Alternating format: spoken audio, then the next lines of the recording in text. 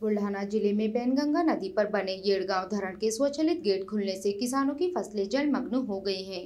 हताश किसानों ने पानी में बैठकर अनोखा आंदोलन किया और मुआवजे के साथ गेट पर मानवीय नियंत्रण की मांग की। बुल्ढाना जिले में पैनगंगा नदी किनारे बसे किसानों का जीवन एक बार फिर जल प्रलय की चपेट में आ गया है।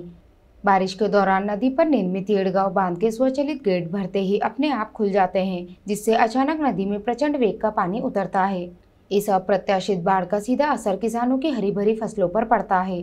हाल ही में गेट खुलने के बाद सोयाबीन, कपास और मक्का जैसी खरीफ की फसलें जलमग्न हो गईं। किसान बताते हैं कि महीनों की मेहनत पलक झपकते ही पानी में समा गई। भारी नुकसान से व्यथित किसानों ने अपने खेतों में जमा पानी में बैठकर अनोखे ढंग से आंदोलन किया।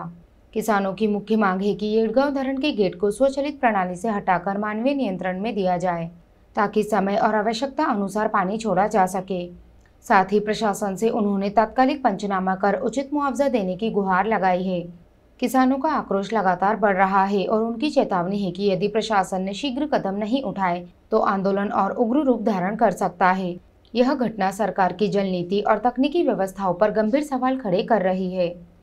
आम्ही आज इथं आंदोलनाला बसलेलो आहे। जोपर्यंत जिल्हा प्रशासनातील अधिकारी, तालुका प्रशासनातील अधिकारी इथं येणार नाही आणि जोपर्यंत शेतकऱ्यांना भारी अशी नुकसान भरपाईचं आश्वासन मिळत नाही आणि ओला दुष्काळ जिल्ह्यामध्ये जाहीर होत नाही, तोपर्यंत आमचं आंदोलन हे सुरूच राहणार आहे। आमची प्रामुख्याने मागणी आहे, पेनगंगा नदीकाठच्या शेतकऱ्यांना भारी अशी नुकसान भरपाईची मदत मिळाली पाहिजे आणि जे येळगावचं धरण आहे यावर तातडीने उपाययोजना झाल्या पाहिजे, ही सुद्धा आमची प्रामुख्याने मागणी आहे।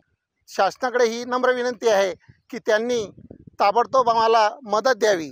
मागच्या वर्षी सुद्धा आम्हाला कोणत्याच प्रकारची मदत मिळालेली नाही आहे। मागच्या वर्षी सुद्धा महापूर गेलेले आहे, तरी शासनानं आपले वाढदिवस साजरे न करता, आपली झेड सुरक्षा कमी करता विशेष लक्ष शेतकऱ्याकडे द्यावं, जेणेकरून शेतकरी समृद्ध आणि सुखी होईल।